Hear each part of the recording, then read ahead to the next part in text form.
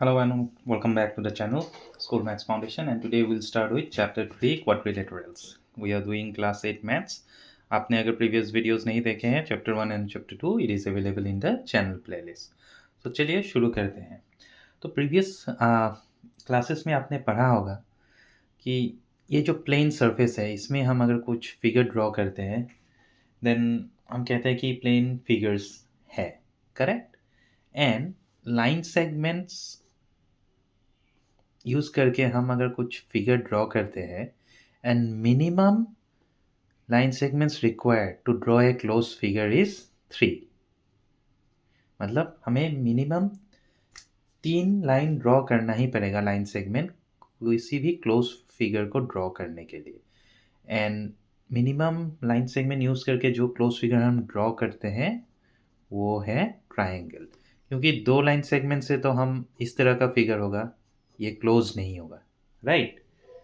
तो close figure बनाने के लिए हमें मिनिमम 3 साइड्स चाहिए. ठीक है, करेक्ट. तो अभी आप नोटिस कीजिए, अगर मैं कुछ फिगर्स इस तरह के ड्रॉ करता हूँ, सपोज ये एक फिगर हो गया, ये एक फिगर हो गया, या ये एक फिगर हो गया.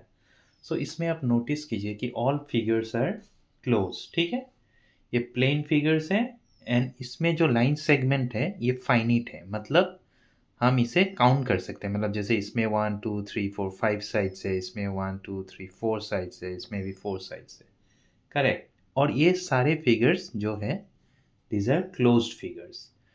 तो हम कह सकते हैं कि एक सिंपल एंड क्लोज्ड फिगर, ठीक है, इन plane made up of finite number of made up of finite number of line segments, ठीक है,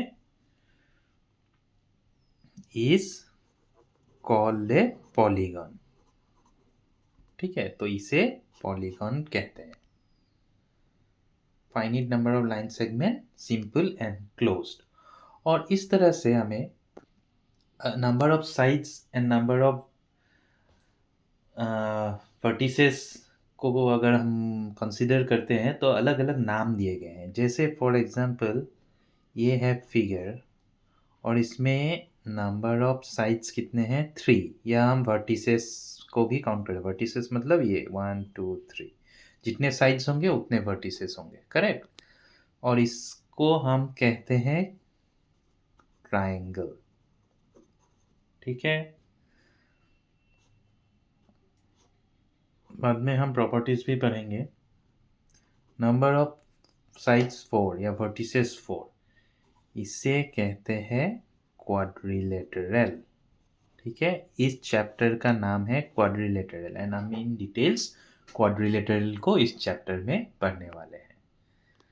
ठीक है, ठीक इसी तरह से नंबर ऑफ साइड्स अगर 5 होंगे तो हम इसे कहते हैं कि इसे कहेंगे पेंटागन. अगर 6 होंगे तो हम इसे कहेंगे हेक्सागन. 7 होगा तो हम इसे कहेंगे हेप्टागन. अगर 8 होगा तो हम इसे कहेंगे ऑक्टागन. ठीक इसी तरह से 9 और 10 को नोनागन एंड डेकागन.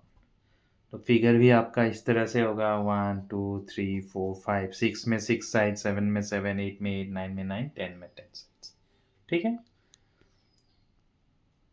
और इस चैप्टर में हम क्वाड्रिलेटरल पे फोकस करेंगे. ठीक है, एक्सक्यूज मी.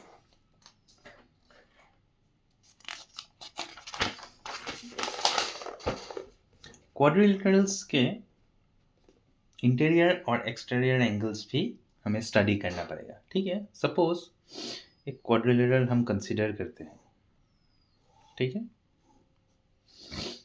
ए बी सी डी 4 साइड्स है. अगर हम अभी इसको एक्सटेंड करते हैं लाइन को,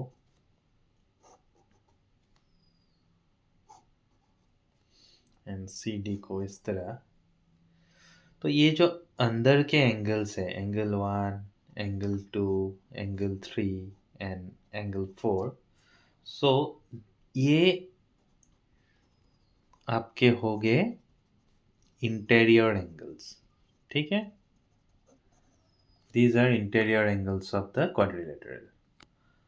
और ये जो आपके बाहर के हो गए एंगल 5, एंगल 6, एंगल 7, एंगल 8, इसे कहते हैं हम एक्सटीरियर, ठीक है।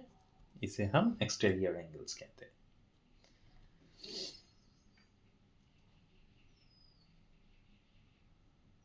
और अगर हम ये वर्टिसेस, ऑपोजिट वर्टिसेस को कनेक्ट करते हैं, तो ये जो line segment A C and B D है, इसे हम कहेंगे डायगोनल्स ऑफ दैट क्वाड्रिलेटरल, ठीक है। Alright,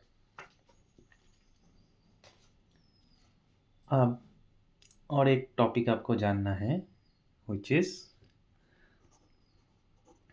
adjacent sides and angles।